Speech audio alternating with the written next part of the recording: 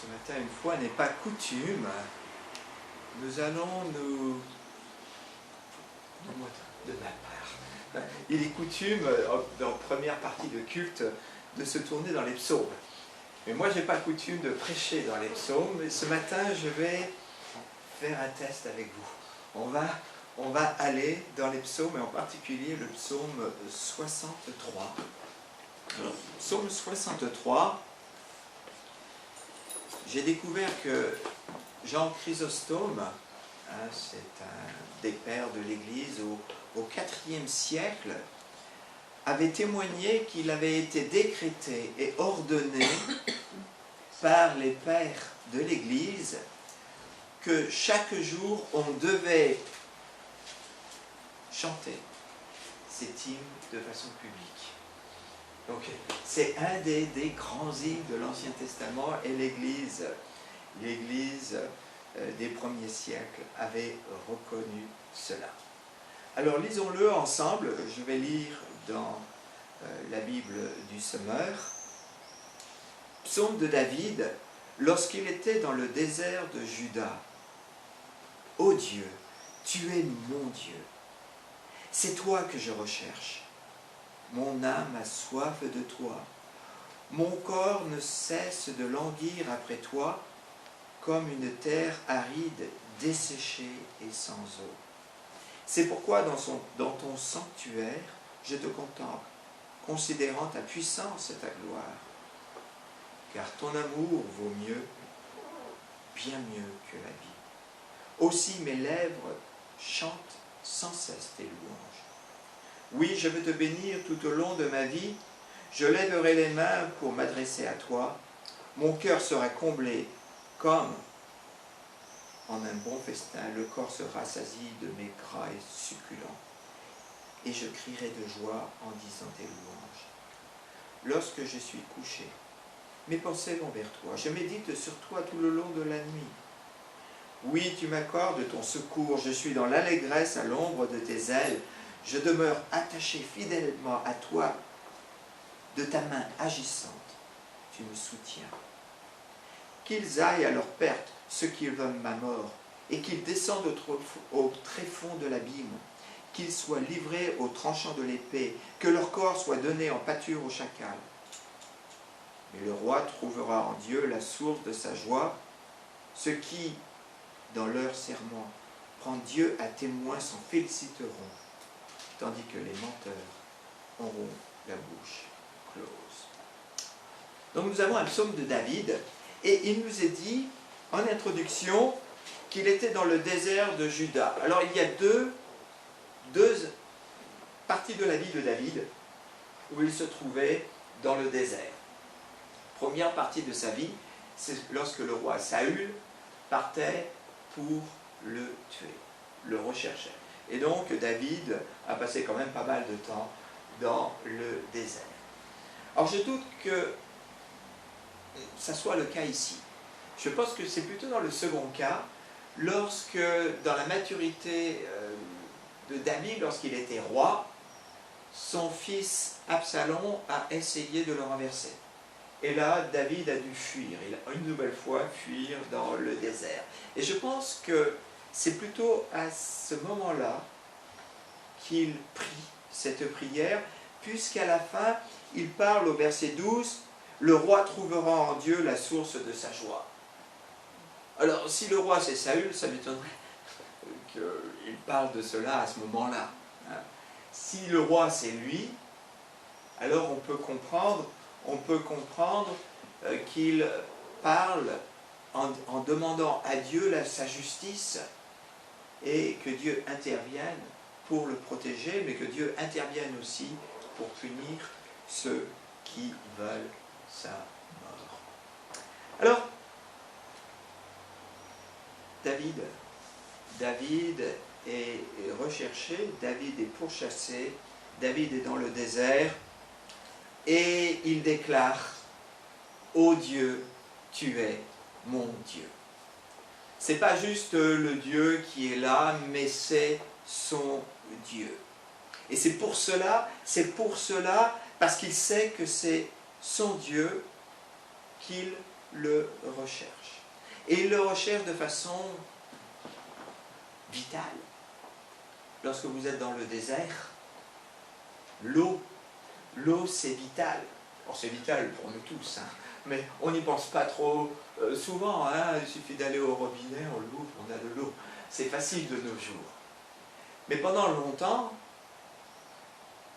la recherche de l'eau était une recherche absolument vitale. Et si on ne la trouvait pas, eh bien, assez rapidement, on mourrait. La nourriture, on peut s'en passer pendant plusieurs jours, mais pas d'eau. Alors j'ai lu dans... Je ne suis jamais allé en Israël, peut-être un jour j'aurai la joie d'y aller.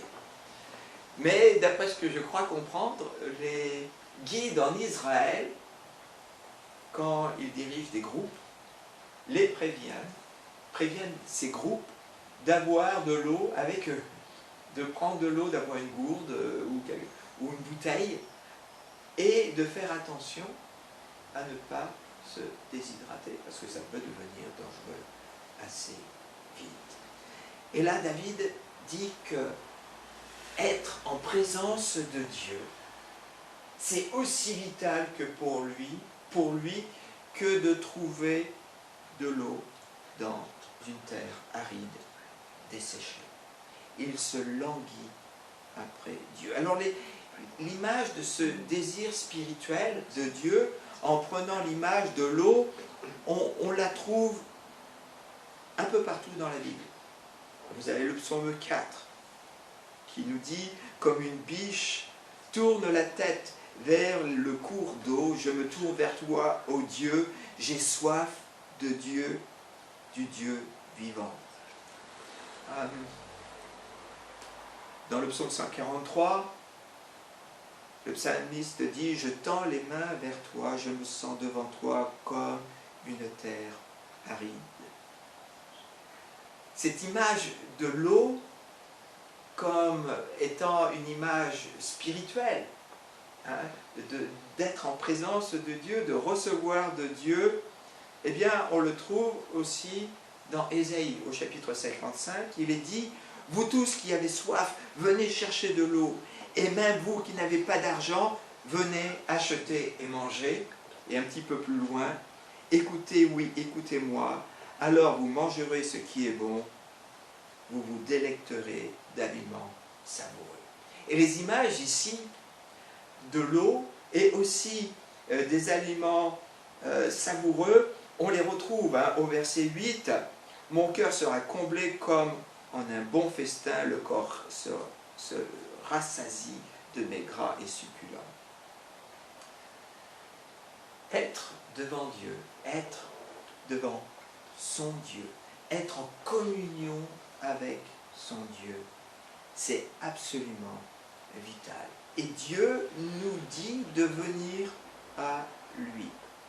Dans le Nouveau Testament, ces images d'avoir faim et soif, on les retrouve.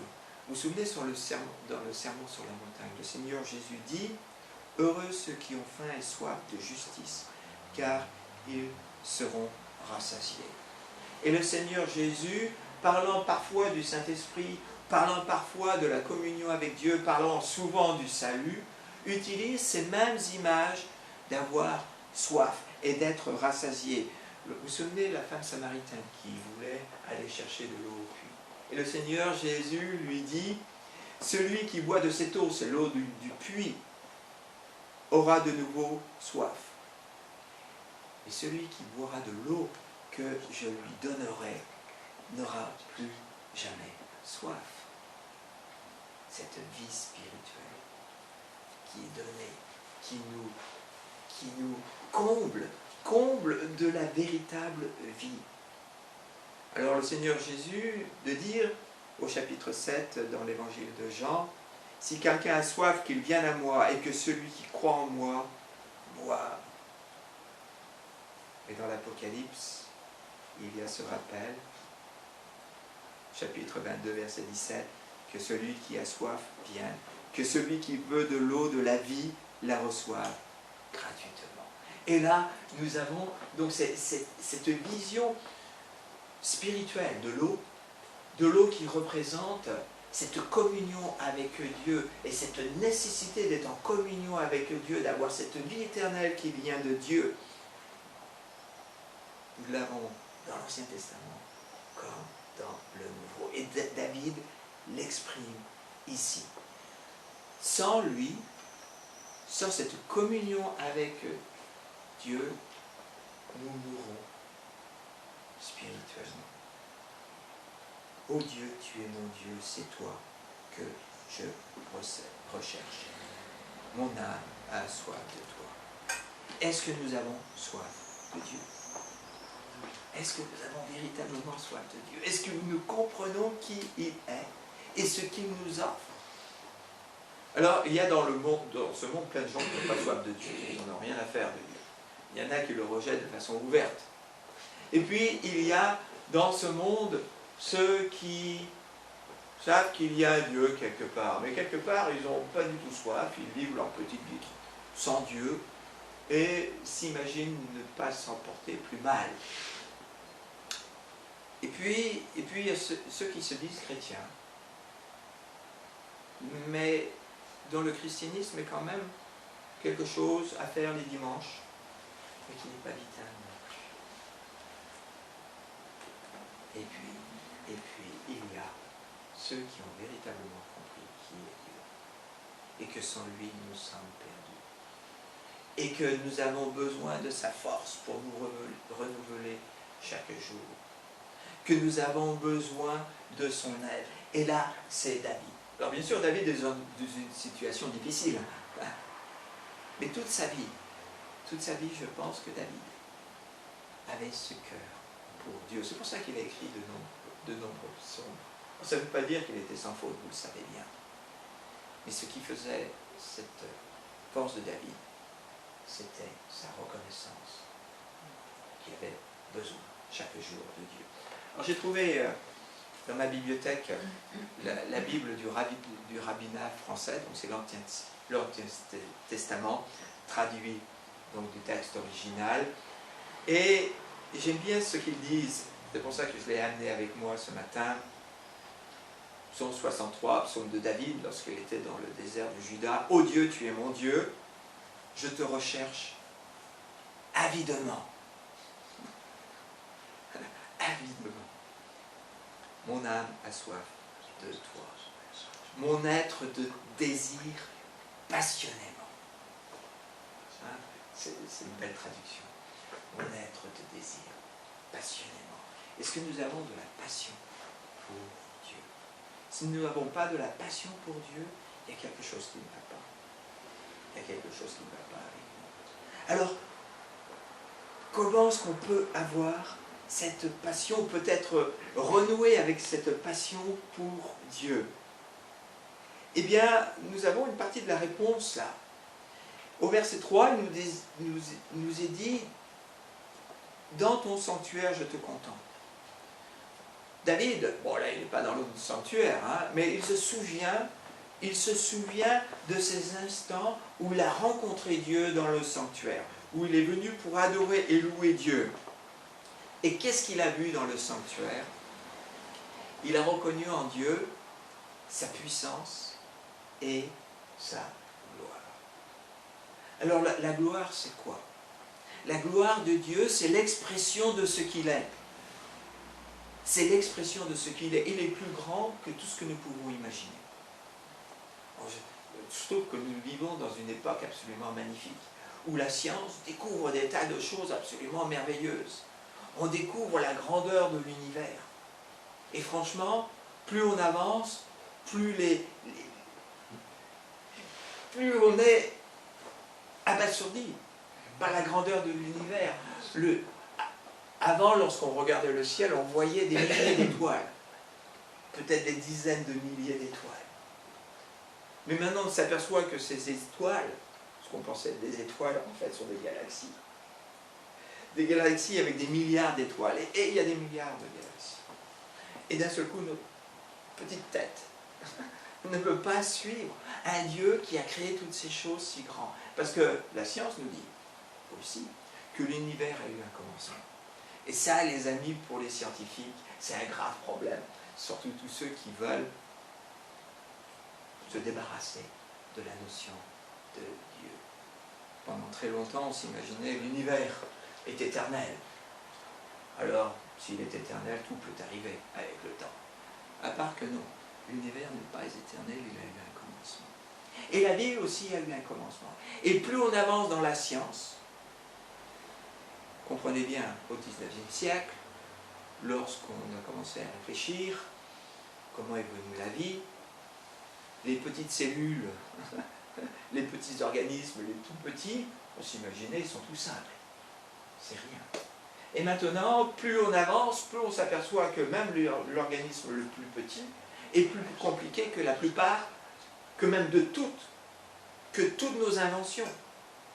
Une centrale nucléaire est moins compliquée que le plus petit organisme vivant sur cette Terre. C'est un système absolument extraordinaire, avec un ADN, un encodage, et toutes sortes de choses qui travaillent pour que cet organisme se reproduise, pour que cet organisme se défende, pour que cet organisme s'adapte. Nous vivons dans un monde absolument extraordinaire. C'est Dieu, ce Dieu, créateur de toutes choses. C'est lui qui est tout puissant. Non, c'est lui qui est au-dessus de tout et qui est glorieux, d'une gloire qu'on ne peut même pas imaginer. Mais c'est lui qui est tout puissant. Et lorsqu'on comprend ça, alors j'espère, on est émerveillé par ce qui suit.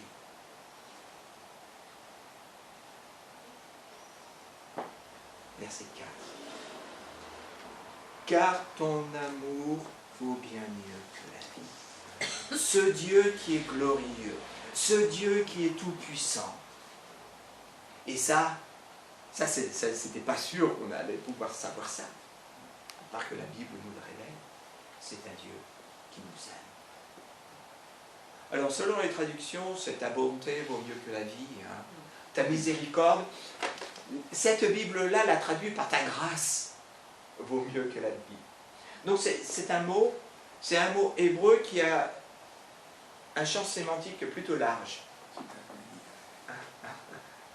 Elle a un champ vraiment... il y a multiples traductions de ce mot. Ma Bible dit amour, la vôtre peut-être bonté ou miséricorde. La Bible hébraïque dit grâce. Mais tout cela, c'est un tout. Nous avons un Dieu qui est plein de miséricorde et de bonté et de grâce. Et tout cela s'appelle amour. C'est déjà révélé dans l'Ancien Testament, mais dans le Nouveau Testament, on voit à quel point son amour est extraordinaire. Cet amour qui a fait que Dieu a donné son Fils, afin que quiconque croit en lui ne périsse pas, mais qu'il ait la vie éternelle. Cet amour qui a amené Jésus à la croix pour mes fautes, pour mes péchés, pour vos fautes, pour vos péchés, afin que nous puissions connaître Dieu. Et donc, ce Dieu dans lequel on a soif, ce Dieu qui est tout puissant et tout glorieux, c'est le Dieu d'amour. Et si on a compris cela, alors ça change totalement notre perspective. Qu'est-ce qui est le plus précieux dans ce monde? Certains vous diront la santé. Hein, c'est vrai. Si vous parlez aux gens, du monde à la santé, tout va. Hein? Mais à la base, ce qui est le plus précieux dans ce monde, c'est la vie. Hein, si on n'a pas la vie, bon, c'est terminé. C'est la base. Et là, David dit que l'amour de Dieu est plus précieux que la vie. L'amour de Dieu est plus précieux que la vie. Si on a compris son amour, si on est accroché à son amour, alors c'est plus précieux que la vie. C'est pour ça que l'apôtre Paul disait quoi? Vous vous souvenez de Romains 8? Qu'il était convaincu que rien ne pouvait le séparer de l'amour de Dieu. Donc il n'avait pas peur, même de la mort. Il n'avait pas peur de la souffrance, il n'avait pas peur de quoi que ce soit. Pourquoi? Parce qu'il était accroché à Christ et à l'amour de Dieu. Shadrach, Meshach et Abednego on les menace de mort s'ils n'adorent pas cette statue représentant Babylone et représentant aussi tous les dieux babyloniens. Et ils disent non, on peut nous jeter dans la fournaise. Nous adorons Dieu et lui seul. Leur amour pour Dieu était plus important pour eux que leur vie.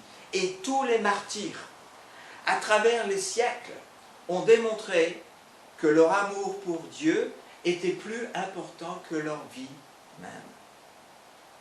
Est-ce que vous avez compris l'amour de Dieu pour vous?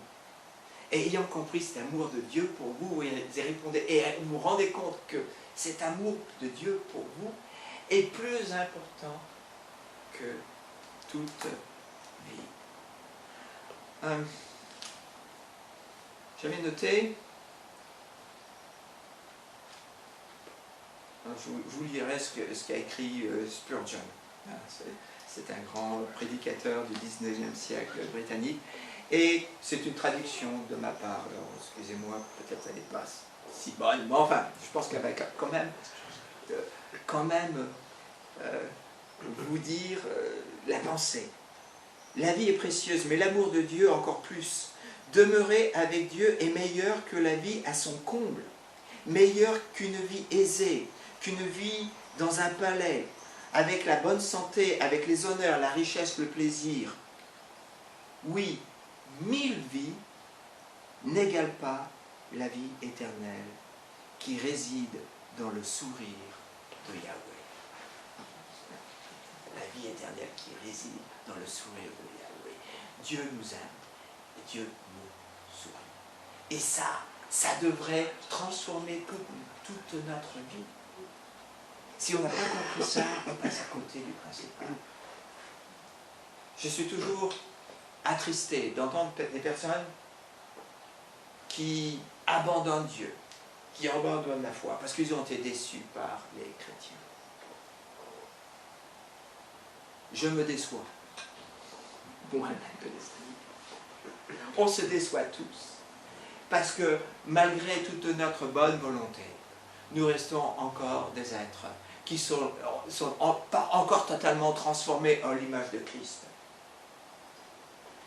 Si vous gardez les yeux sur les autres et votre foi dépend de la façon dont les autres se conduisent, alors les amis, je vous plains.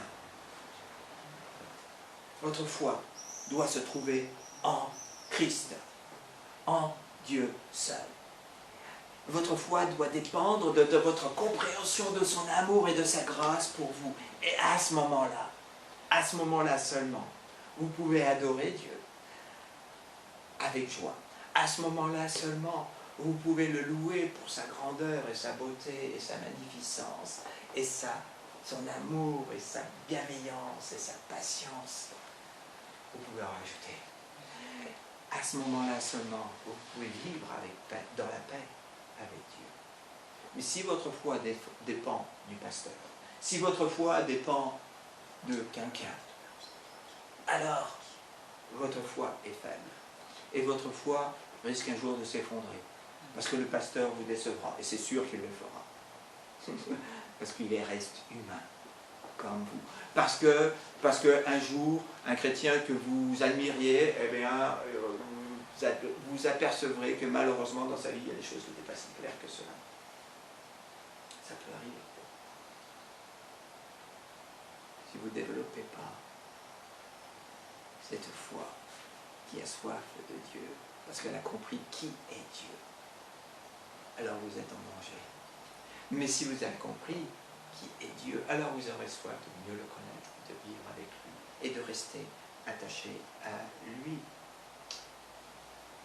C'est pour ça, parce que David a compris que l'amour de Dieu vaut bien mieux que la vie. Alors il dit alors, mes lèvres chantent sans cesse tes louanges. Sans cesse, tout au long de sa vie, David a chanté Dieu. C'est pour ça qu'on a tant de psaumes qui sont de lui. Ce sont des chants, les psaumes. Ce sont des poèmes pour être chantés. Bon, moi je ne sais pas à quoi ça ressemblait. Peut-être que ça nous surprendrait si on pouvait écouter de nos jours comment c'était chanté à l'époque, mais c'est pas grave. Et vous savez, même au IVe siècle, visiblement, je vous ai cité Chrysostome, ces psaumes étaient mis en musique et étaient chantés dans les églises. Et encore aujourd'hui, beaucoup de psaumes sont chantés. Et même dans nos recueils, vous pouvez trouver le psaume 63 chanté. Alors, là, j'ai regardé, je ne connais pas l'air. Dans ce recueil-là, je ne suis pas sûr de le connaître, celui-là. Mais ce psaume-là est mis plusieurs fois en chant, dans nos chants évangéliques.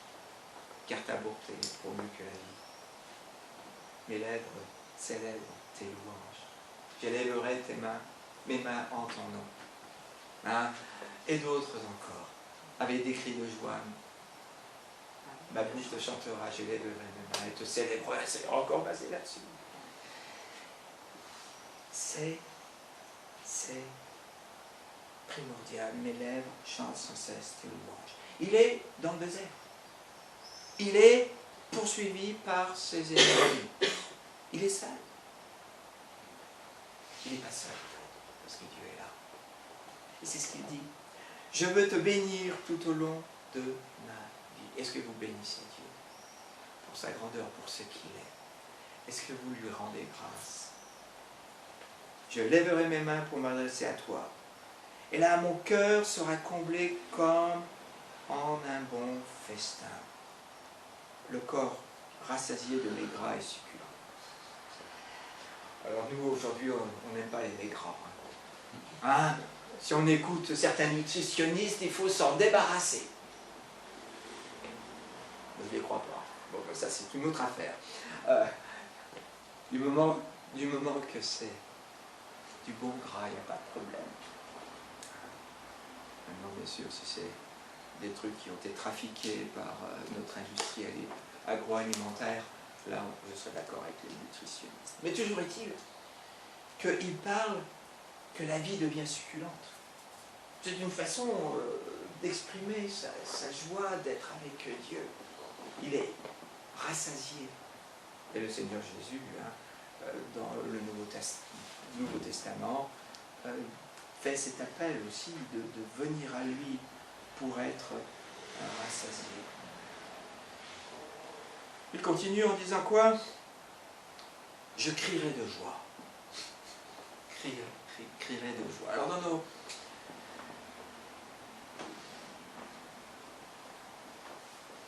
dans nos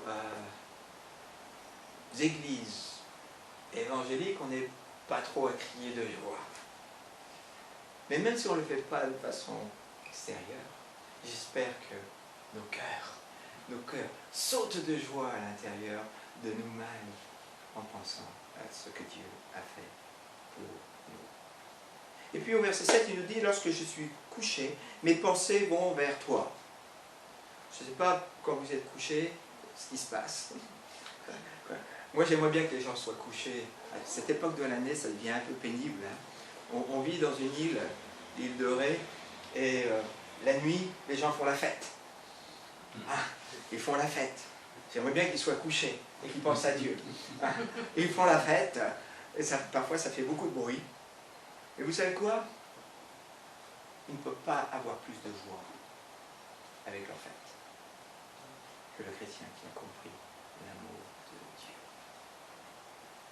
Ils ne peuvent pas avoir plus de peine, d'ailleurs ils n'en ont aucune. C'est pour ça que souvent, pour eux, faire la fête, c'est aussi prendre de l'alcool ou d'autres choses, pour peut-être oublier. Mais là, David, il ne prend pas d'alcool.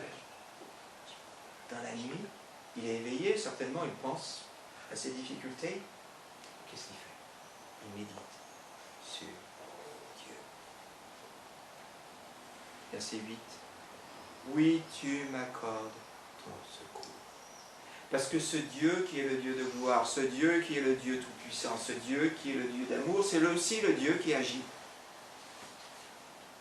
Ce n'est pas le Dieu qui a fait son œuvre en Christ Jésus, maintenant, vogue la galère, débrouillez-vous les amis.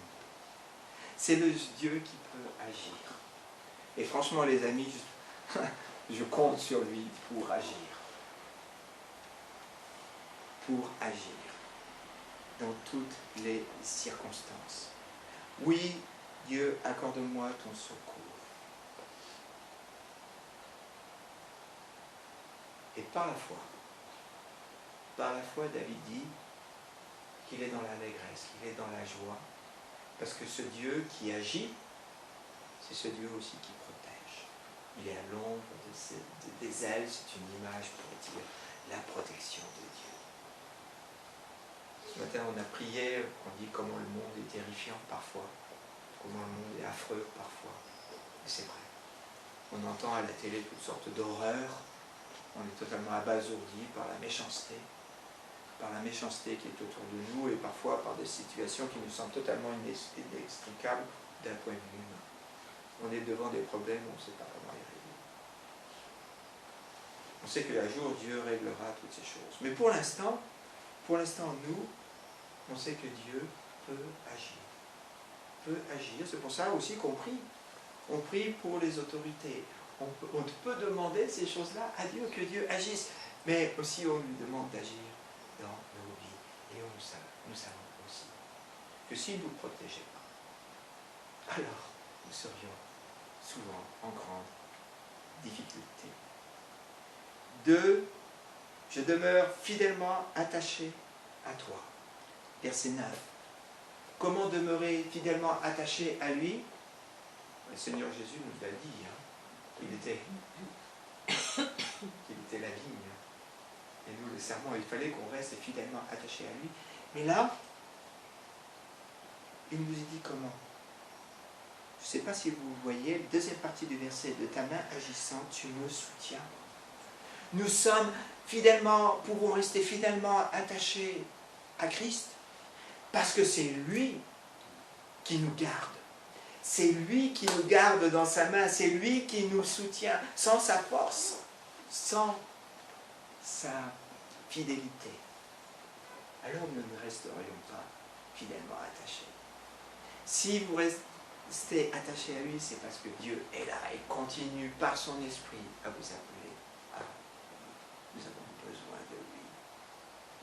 Et puis notre psaume se termine. Pour nous, c'est un peu surprenant. D'un coup, David appelle à la justice de Dieu d'arrêter les méfaits des méchants. Pour nous, ça me semble terrible. Mais pas si terrible que cela. Combien on aimerait, dans ce monde, de voir Dieu stopper les méchants. Stopper les méchants. Il dit, ceux qui veulent ma mort, qu'ils aillent à leur perte, qu'ils descendent au tréfonds de la ligne. Seigneur, il y a toute une partie de l'humanité, malheureusement, qui ne connaît pas Dieu, qui ne veut pas entendre parler de lui, et qui ne vit que pour soi-même. Je lisais, je sais même pas si... Je lis les nouvelles américaines, d'accord? Mon épouse étant de là-bas, et puis comme je possède bien l'anglais, je lis ça. Et je suis toujours surpris des horreurs qui se passent là-bas, mais franchement, on a des horreurs, on a vu ça dans le sud de la France, là, avec cet homme qui a essayé d'assassiner ses pauvres enfants. Au nom de Jésus, soi-disant. Mais c'est...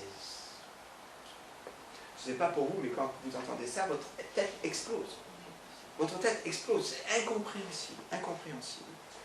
Mais toujours est-il que je lisais des jeunes, le cas de 3 jeunes aux États-Unis, qui s'amusaient à prendre d'énormes pierres, passer sur les ponts qui sont au-dessus des autoroutes, et la nuit les balancer. Et puis, ils ont fini par toucher plusieurs voitures, et puis ils ont fini par tuer une personne. Alors, la voiture est allée dans le fossé. Et ils sont passés pour voir ce qui s'était passé. Ils ont pris une photo avec leur téléphone comme souvenir. Mais vous vous dites, mais le manque de compassion,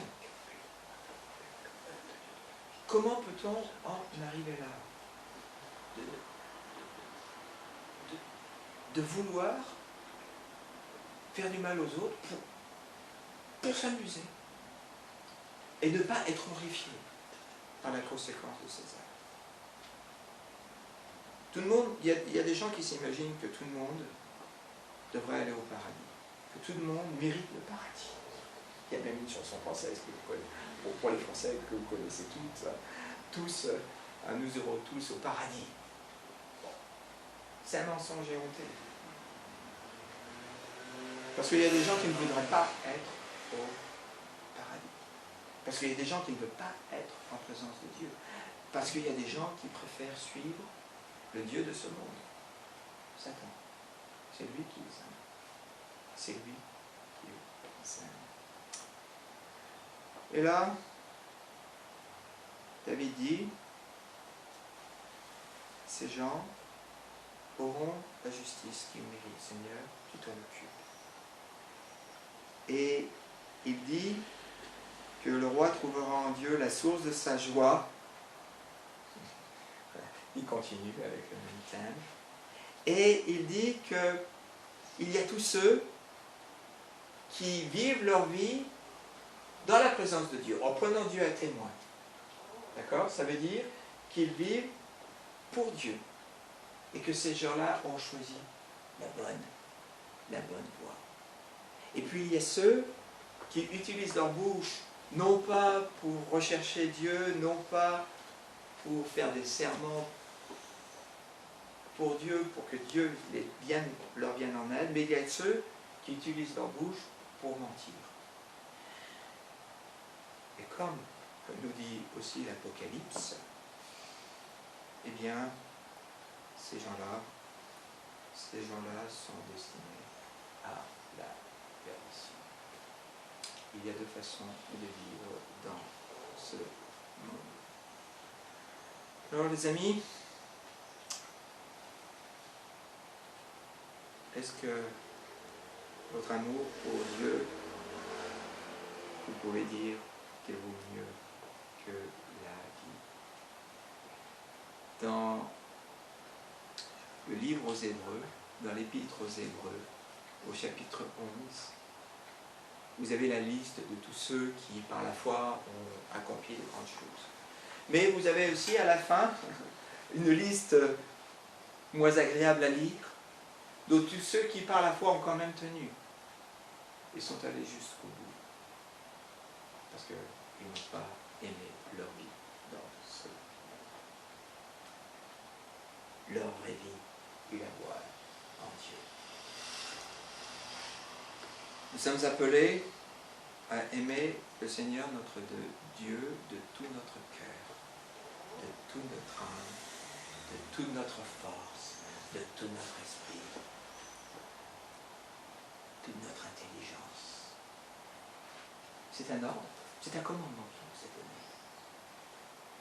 Ça semble être beaucoup. Et lorsque vous comprenez qui Dieu est et ce qu'il a fait pour nous, alors c'est la moindre des choses que nous pouvons faire. Nous allons prier. Seigneur, tu vois nos vies, tu vois combien nous pouvons être happés par ce monde, être happés par les soucis de ce monde, et imaginer que notre vie est dans ce monde. Les plaisirs, recherche des plaisirs, recherche de la gloire, recherche de l'argent, recherche du contentement. Seigneur, sans toi, il n'y a pas de véritable contentement. Nous voyons les exemples de toutes ces personnes qui ont tout, de notre point de vue, qui ont tout ce que le monde peut offrir et qui sont malheureux. Qui sont malheureux parce qu'ayant tout, ils s'aperçoivent qu'il leur manque le principal et ne savent pas où est ce principal. Oui, Seigneur, ton amour lorsque nous l'avons compris en Christ Jésus, il vaut mieux que tout ce que le monde peut offrir. Et lorsque nous avons compris et reçu cet amour, alors Seigneur, nous pouvons vivre dans toutes les situations, qu'elles soient paisibles, agréables, ou qu'elles soient difficiles, parce que c'est toi qui nous soutiens. Nous sommes à l'ombre de tes ailes, c'est toi qui par ta main droite nous tiens debout. C'est toi qui par ta main agissante nous garde.